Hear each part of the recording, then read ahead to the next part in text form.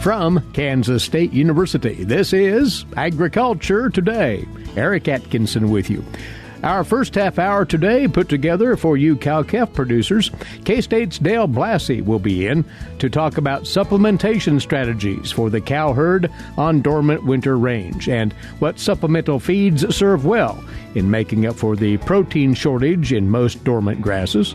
Dale will be followed by K-State's A.J. Tarpoff. He'll preview the series of K-State Beef Calving Schools, which begin next week.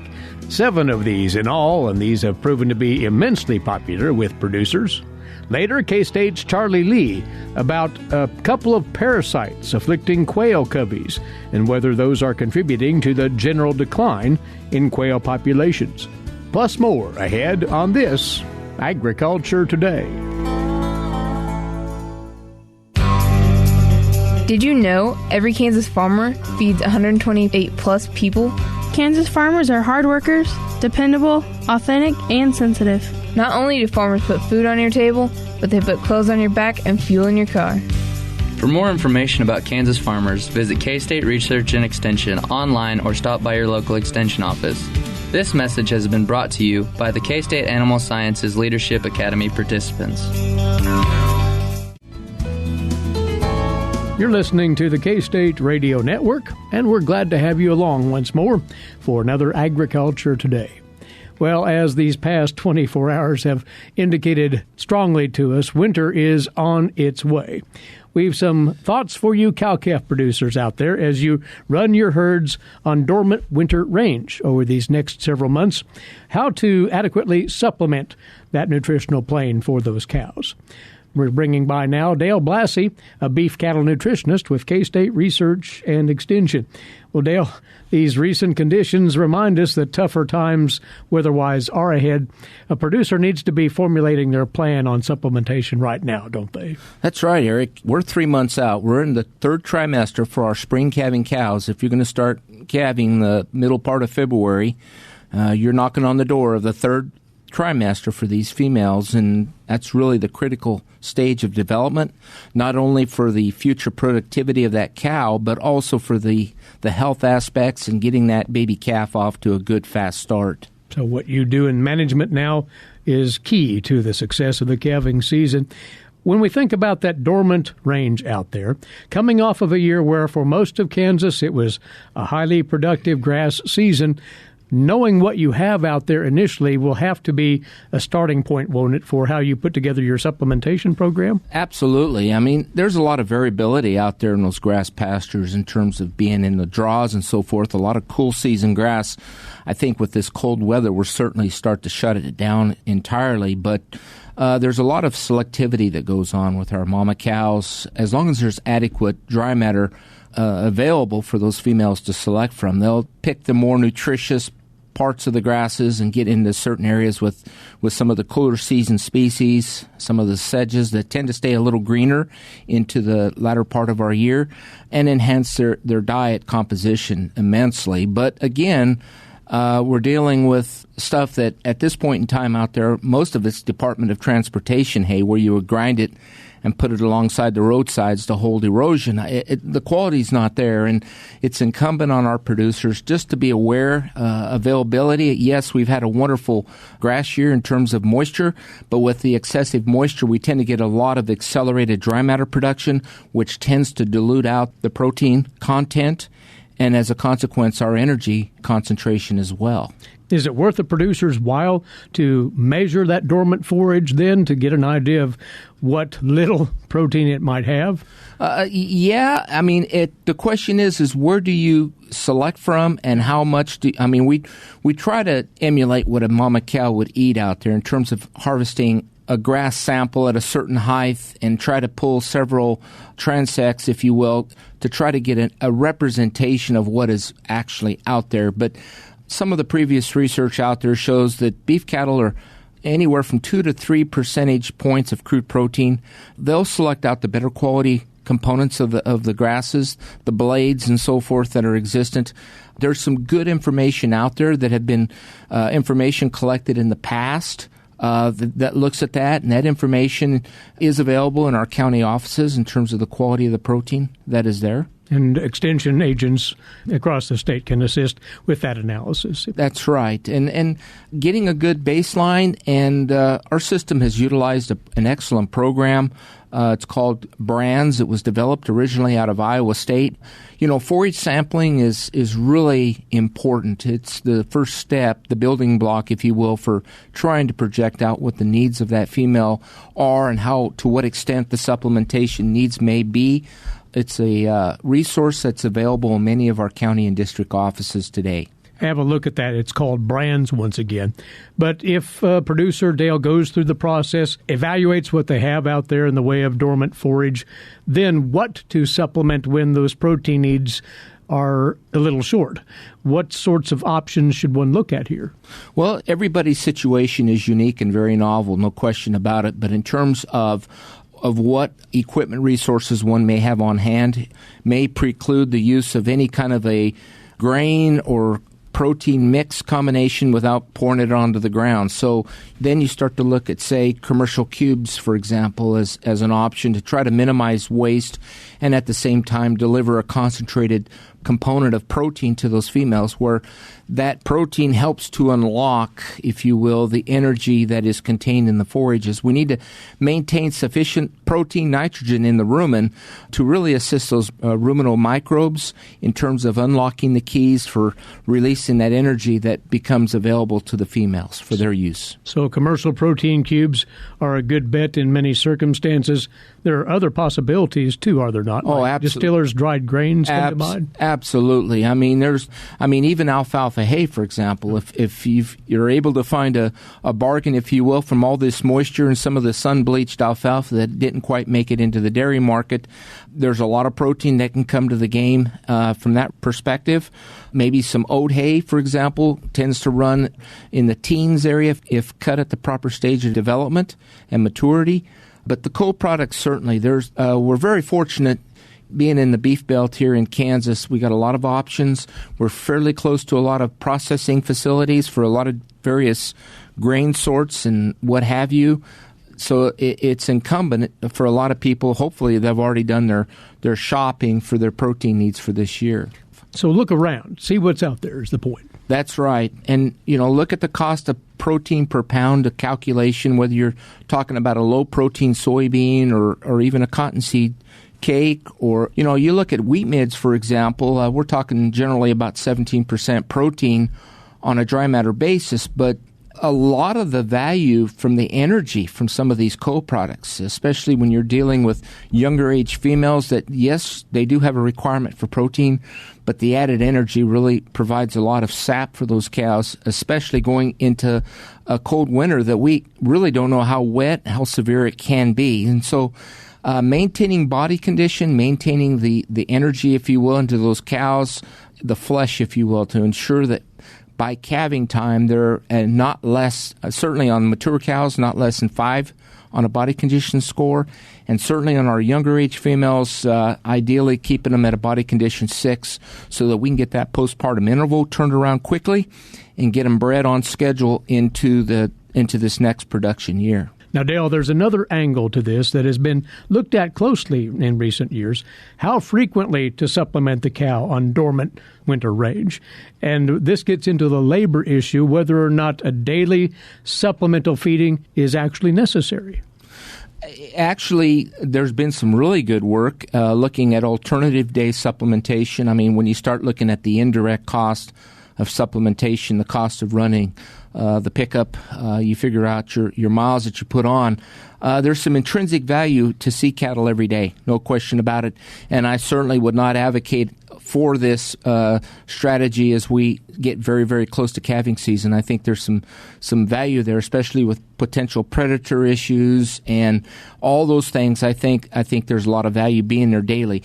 As we get closer into calving, you might get by every other day, if you will, but trying to deliver the net quantity of protein for that cow's daily requirements to assure that you keep an adequate supply of nitrogen available to the bugs, I think is another consideration to take into hand. Can it work? Certainly. And I think perhaps more so with mature cows, I'd be a little less reluctant to consider some of the younger females that do need that daily attention. We cannot afford to lose body flesh on those females. That is tantamount to having, especially on these first and second calf cows, we got to stay on top of that and make sure that we keep them in the best flesh possible. And again, we don't know what the weather's going to be like into December or even January, so we got to keep that flesh on those cows and feed when necessary, and don't hold off and don't get behind the 8 ball for sure. That's to flexibility in your feeding program, then, basically. That's right. Yeah. Well, several things to ponder there in as far as supplemental feeding of the cow herd on dormant winter range. You want producers, in closing, Dale, to, again, give this proper thought, for they can gain some advantages through good management here. Absolutely. And segmenting the good quality stuff and identifying it, keeping it separate, keeping it identified for the younger age cows, and perhaps during those times of really sorry inclement weather. Taking a good core sample of these bales, getting the results, and actually getting an idea of exactly what their cows' needs may be. All too many times, we don't tend to run mineral analysis on our forages. We don't take into account what we provide from co-products. Co-products are fairly respectable in terms of like phosphorus, for example, about 1%. And if we account for all of that, I mean, it helps to evaluate the true needs for a cow from a supplemental mineral perspective as well. So know what you got and stay on top of that body condition. At this point in time, we got 90 days going into this third trimester, and our goal at the very least should be to maintain that flesh going through until we get into the warmer periods of our year, moving into the latter January, February, when that calving and that lactation initiates. Dale, we appreciate the input. Thank you, Eric. Along with this beef cattle nutritionist, Dale Blasi, K-State Research and Extension. As Dale mentions, do utilize the expertise and input of your local Extension agricultural agent on these matters, including employing that brands program for calculating your alternatives for supplementation. You're listening to Agriculture Today.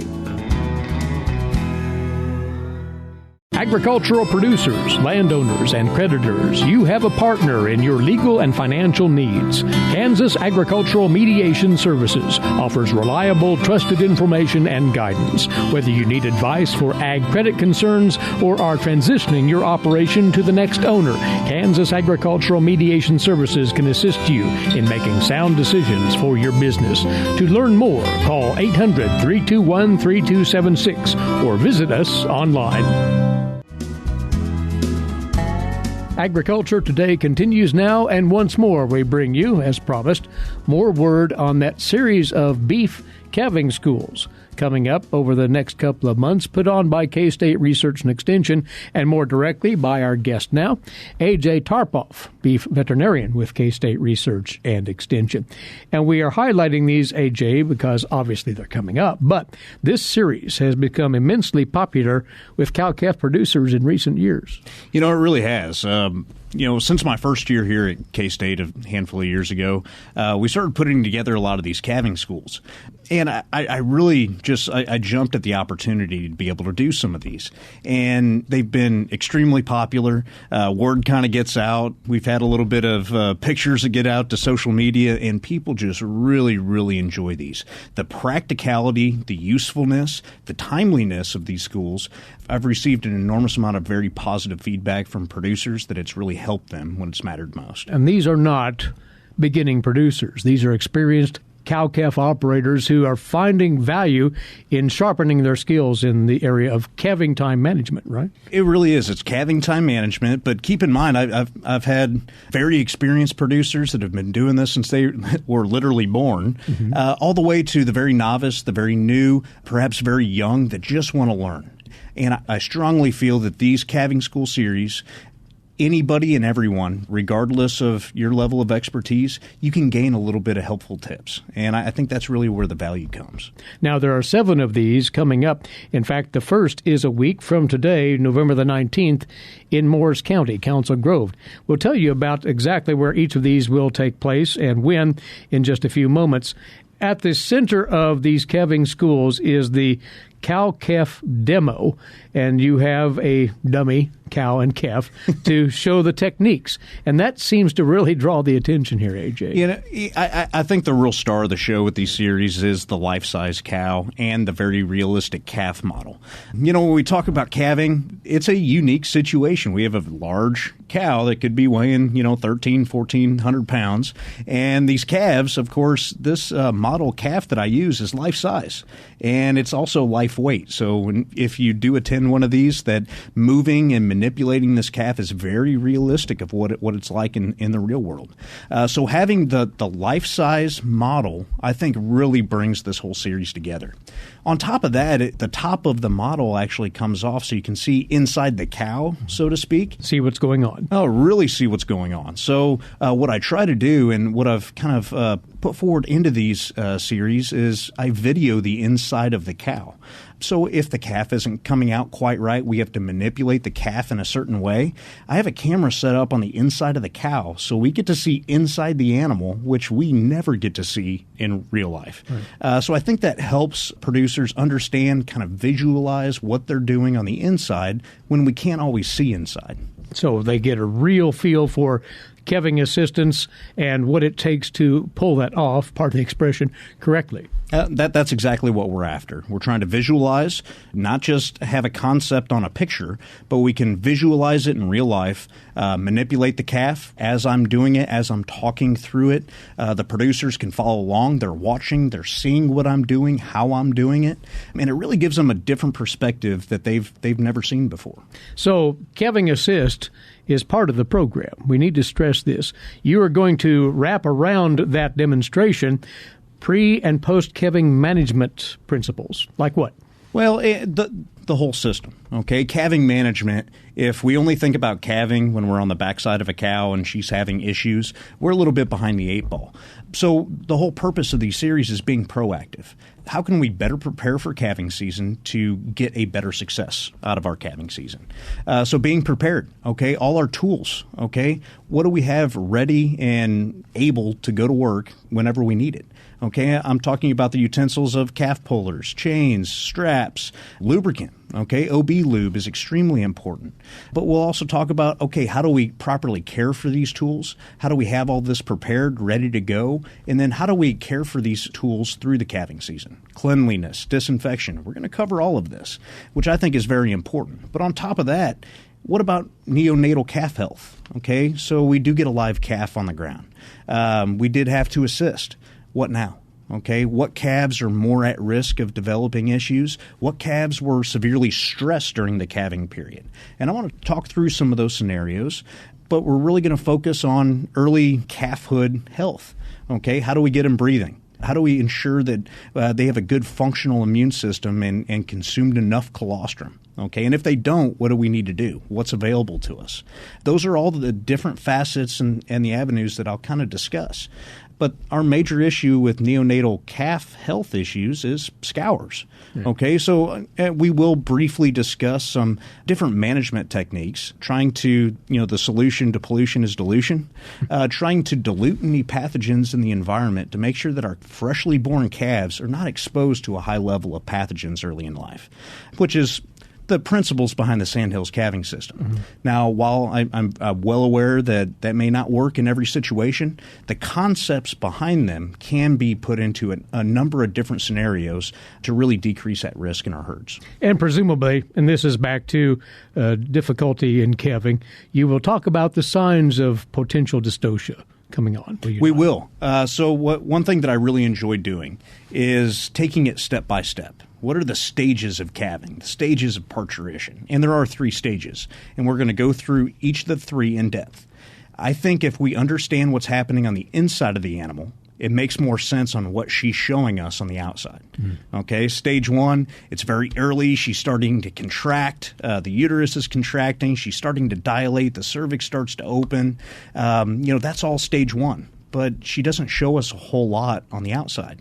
She goes off of feed, and the cow may separate herself from the herd a little bit, but it's pretty subtle, to the untrained eye of what she's trying to tell us.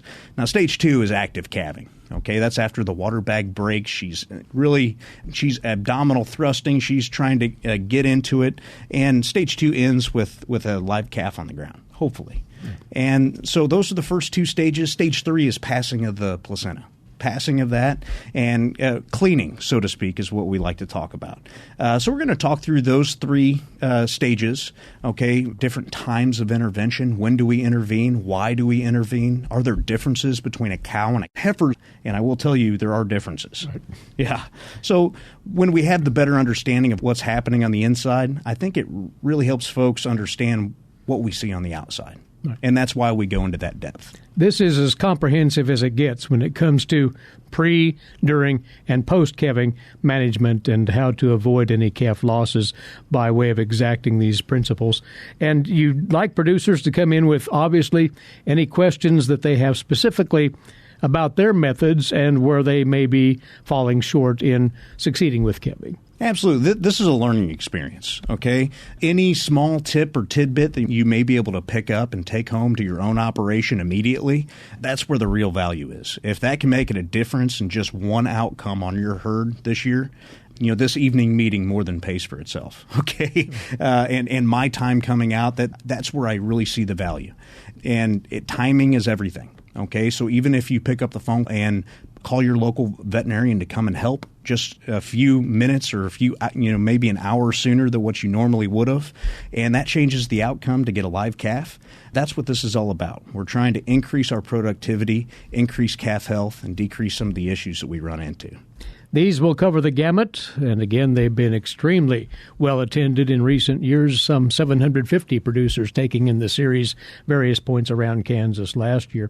And they will open with the first of the calving schools, again, a week from today, Tuesday the 19th of November, in Council Grove at the Morris County Fairgrounds. We'll tell you where the rest of them are going to take place in just a moment. But the door is open to all cow-calf producers to attend these.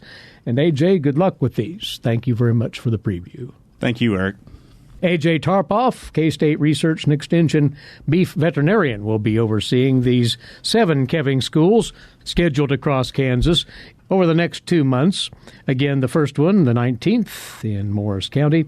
Then Tuesday, December the 10th, in Cherokee, Oklahoma, just across the border from Barber County at the Alfalfa County Fairgrounds. Then Thursday, January the 9th, at Edwards County in Kinsley at the Fair Building there. Tuesday the 14th of January at the Franklin County Fairgrounds in Ottawa. Thursday the 16th, there'll actually be 2 calving schools. One will take place midday at Dighton at the Lane County Fairgrounds. Later that day, January the 16th, at the Trigo County Fairgrounds in Waukene.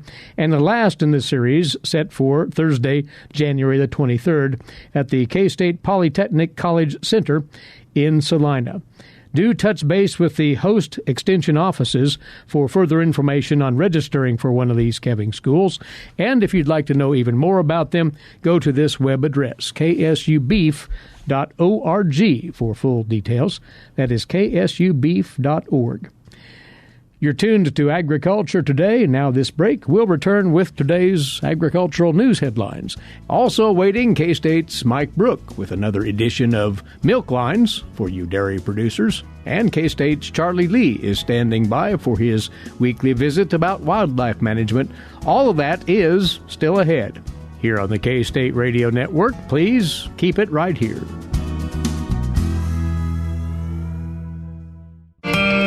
Hamburgers, roast, ribs, steak, or whatever you prefer. Beef, it's what's for dinner. Kansas cattle farmers produce 7.5 million head of cattle per year. It takes about 7 tablespoons of peanut butter to get the same amount of protein in 1 serving of lean beef. Support your local Kansas farmers and ranchers. Eat beef. This message was brought to you by the K-State Animal Sciences Leadership Academy participants. You're tuned in to Agriculture Today, coming to you from the campus of Kansas State University. Eric Atkinson with you, and on now to today's agricultural news headlines in brief for you, courtesy in part of DTN. In support of the firefighting efforts on that big Cherry Creek fire in Cheyenne County, far northwest Kansas, the Kansas Forest Service at K-State deployed a firefighting air tanker plane, in addition to 2 Kansas-based aerial agricultural applicators to drop water on the fires as part of that suppression effort. This marks the first assignment of Air Tanker 95 to a fire in Kansas through the Call When Needed assistance, now made possible by state funding for wildlife suppression, which was approved in the last session of the Kansas State Legislature. Air Tanker 95 is based in Hutchinson, by the way, has a capacity of 800 gallons of water, was previously owned by the California Department of Forestry and Fire Protection. Now, the firefighting efforts managed by the Cheyenne County Fire Districts and the Cheyenne County Emergency Manager were being supported by one of the Kansas Forest Service's newly hired district fire management officers, Chris Hansen, who covers the northwest region of the state. He said that the coordination between the agencies to bring ground and air resources together had a significant impact on the ability to work toward controlling that fire. He went on to say that they look forward to being able to serve local fire departments and emergency managers with the coordination of these resources to prevent wildfires from coming on to catastrophic events. President Trump has said he has not agreed to the rollbacks of U.S. tariffs sought by China, sparking fresh doubts about when the world's 2 largest economies may end the 16-month trade war that has slowed global economic growth. The president also remarked he has not yet approved the Phase 1 deal negotiations that those negotiators are working on. The Financial Times reported last week that the White House was considering rolling back levies on $112 billion of Chinese goods. Meantime, there continued to be different views expressed by White House officials on the topic. National Economic Council Director Larry Kudlow told Bloomberg that any Phase 1 deal would include tariff agreements and concessions. However, Peter Navarro, the White House trade advisor, slammed the media for reporting that the tariff removal was in the cards. Navarro said the media was relying on sources without direct knowledge of the negotiations, even though Kudlow publicly mentioned the possibility of concessions.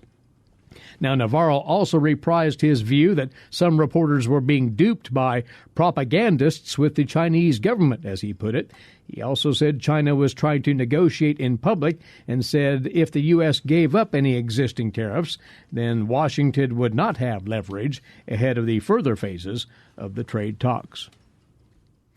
And the agriculture secretaries of the U.S. and Mexico conversed about the USMCA trade agreement recently. Rod Bain has more on that. The U.S.-Mexico-Canada Free Trade Agreement was, yes, a topic of discussion between Agriculture Secretary Sonny Perdue and counterparts in the Mexican government during a recent USDA-led ag trade mission to Mexico. The secretary telling reporters, "It was not an issue where I was looking to negotiate the changes that we were making. That was not the purpose of my trip. We just talked about both of us being anxious for it to be ratified." Secretary Perdue referring to continuing negotiations between the U.S. Trade Representative's office and members of Congress on USMCA provisions, leading up to a vote on ratification by the House and Senate. Rod Bain of the USDA there. On now to this week's edition of Milk Lines. Here's K-State dairy specialist Mike Brook. Mike? Today I'd like to visit with our Kansas dairy farmers concerning the hoof health in their dairy herds. You know, as we finish up the fall harvest season and start getting some of those winter chores out of the way, one of the things that we probably should take a look at was when was the last time the hoof trimmer visited your farm. For many of our farms, probably hoof trimming has been put off due to some other activities, and it's probably one of those things that needs to get back on the schedule, probably sooner rather than later. Some reasons for that. Number one, as we come out of summer, we're about 60 to 90 days from the last time we've had really warm weather. Generally, it takes about 60 to 90 days for many of our hoof issues to go from the inside of the hoof to the outside when it comes to things like sole ulcers. So now is a prime time to really find those things as we start doing maintenance trims. So how often should you do maintenance trims in your herd? Well, all animals should be trimmed at dry-off or soon thereafter, and then again about 120 to 150 days in milk. Usually we should be post-peak on milk production and post-peak on feed intake by that time. So any issues that we had with hooves coming through the transition and early lactation should be identified at that time. So it's a good idea to get those animals trimmed somewhere between 120 and 150 days in milk, in addition to the trim that we normally do at dry-off. So what are some things that you should be looking for as you trim hooves this fall? Well, number one, you need to be looking for the integrity of the sole. A lot of times during the summertime, due to the use of feedline sprinklers and other things, we tend to have soles that are softer. A lot of times that will result in some excessive wear. So we start to have what we call thin soles, or the sole is not as thick as it normally is. So trying to assess how thick the sole is as we do these fall trims is really important. That can be measured. We can also use a pair of pinchers to lightly press on the sole to determine whether or not we have issues underneath the sole that have developed over the summertime. So it's important to take a little extra time as we trim those toes and check for issues with pressure points and relieve those issues if we do find those. One of the things that's really hard this time of year is also avoiding over trimming. Can you trim animals' feet too much? Yes, you can. It's really important that we maintain the correct toe length. So we don't want to cut the toes too short. If we cut the toes too short, pushes too much pressure back on the bulb and will cause heel erosion. So make sure you measure the length of the toe, maintaining about 75 millimeters from the hairline down to the end of the toe. If they're less than that, please don't cut any extra off. They're already short enough. Another thing that you need to keep in mind is that some of our hoof diseases may require more than one trimming. So if you have an animal that has an issue with sole ulcers and we put blocks on those animals need to be rechecked at some point in time, probably about 3 to 4 weeks after the initial application of the treatment, just to make sure that they've healed up correctly and the animal now has both toes sound on that particular leg. This is Mike Brook with K-State Research and Extension, encouraging our dairy farmers to take a look at the hoof health in their dairy herd and get maintenance trimming done if it's been avoided for the last few months. Thanks, Mike. And this is Agriculture Today. While many people know hunger is an issue in developing countries, it is also a problem in our own backyards. In 2010, 1 in 7 Kansans struggled to put adequate food on the table. 2 K-State Research and Extension programs are tackling this problem. The Family Nutrition Program and Expanded Food and Nutrition Education Program reach thousands of Kansans in more than 70 counties. They learn how to eat healthy with a low budget. For more information about these programs, visit ksre.ksu.edu. Agriculture Today is back now, and joining us once more, wildlife specialist Charlie Lee of K-State Research and Extension. Last time out, Charlie, we were at that point looking ahead to the quail hunting season in Kansas. Well, quail hunting is now underway in the state. You had some information that might be helpful to hunters and others who are wondering why there are fewer birds out there than they had expected. Certainly, I get calls at this time of year right after the upland bird season's open, and hunters are curious about, they saw more birds earlier, they thought they would have a good hunting opportunity, and they didn't, and they're wondering why.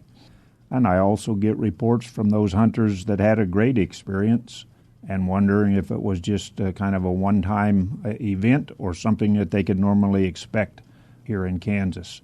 And Kansas typically has very good quail numbers. Great quail hunting in the state. Often we're in the top 3 states in the nation in the number of quail that are taken. Certainly a very popular game bird that's highly sought after by hunters. But when we look at bobwhite quail populations nationwide, they have been on a decline since the 60s. So the question becomes, why has the decline continued? And why are some states not experiencing the steepness of the decline that others are experiencing? And is there a definitive answer to either of those questions?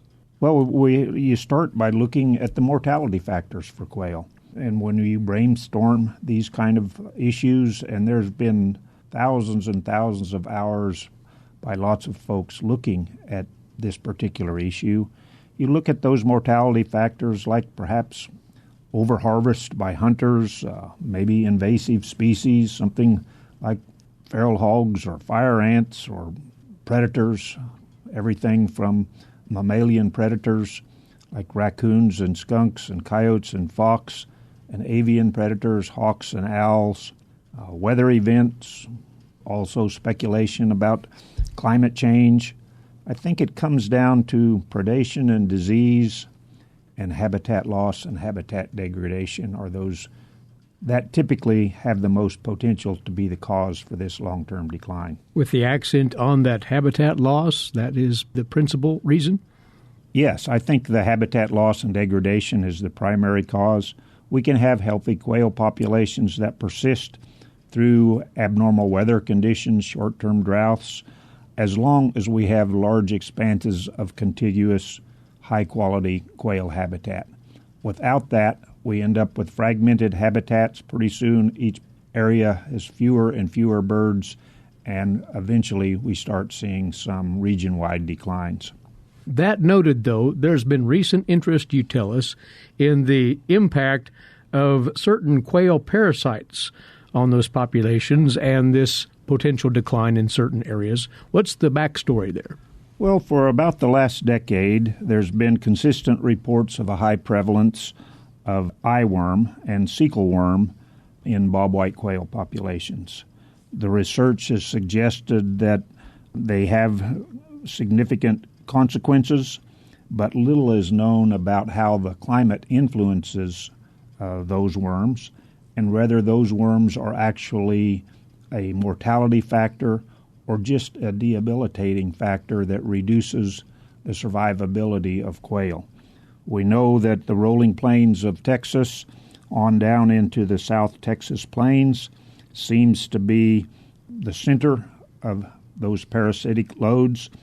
They're probably 8 times more prevalent with that eyeworm, and typically you can have 50 to 70% of the birds affected. The results in 2017 and all the way up into 2018 showed at times they could have good numbers of quail through the summer, but by the time hunting season came about, those numbers were significantly reduced. The worm is found in the eye. It can be just a few worms, or in the worst case, there was over 100 of these small parasitic worms in a single bird. It feeds on tissues and glands within the eye and the nasal sinuses, causes some scarring. The birds typically are going to scratch at the eye because of the irritation. But when they're doing that, besides impacting the cornea structure itself and reducing vision, they're not paying attention to predation. So they're more vulnerable then. It makes them more vulnerable, and already a quail is a pretty small animal out there with a lot of predators that are hungry. They need to be very good at avoiding predation, and perhaps this is one of the parasites that causes them to be more susceptible to predators than the other. The other is the cecal worm, a parasite that's been found more than 1,700 in a single bird. Grasshoppers have been identified as the intermediate hosts, and it probably depletes nutrients and may lead to malnutrition, energy loss, reduced breeding potential. Either one of those parasitic worms is going to ultimately reduce quail populations. And you say further that one of the more worrisome things about these is that they spread rapidly throughout a quail population. Yeah, in one study in the rolling plains ecoregion of western Texas there, where bobwhite quail were probably widely abundant, maybe some of the last strongholds of bobwhite quail populations, the infection rate went from just a few to more than 90% in a matter of weeks. Mm-hmm. Not months, not years, but weeks, which makes it an epizootic event. Without a lot of information on how we can stop that or how we can reduce these parasitic loads. So there's a challenge there, but how much do their activity contribute to that overall long-term decline in quail numbers? That's the thing that we don't know just yet. I doubt if the parasites are the cause for the long-term decline. They may be a factor, but I still persist in that habitat loss and the degradation over large expanses of landscape are the reason for the long-term decline, if that's what you're experiencing. A single landowner is not going to be able to do enough habitat-wise to reverse this trend. It's going to take all of us doing a little bit of something, but yet we've got to do the science first to figure out exactly what the cause is. Well, quail conservation needs to remain a high priority. That's what really comes out of all this. We appreciate the word, Charlie. Many thanks. Wildlife Specialist, K-State Research and Extension, Charlie Lee with us. And that caps off today's edition. We appreciate you tuning in and welcome you right back here this same time tomorrow. Until then, Eric Atkinson for Agriculture Today. This is the K-State Radio Network.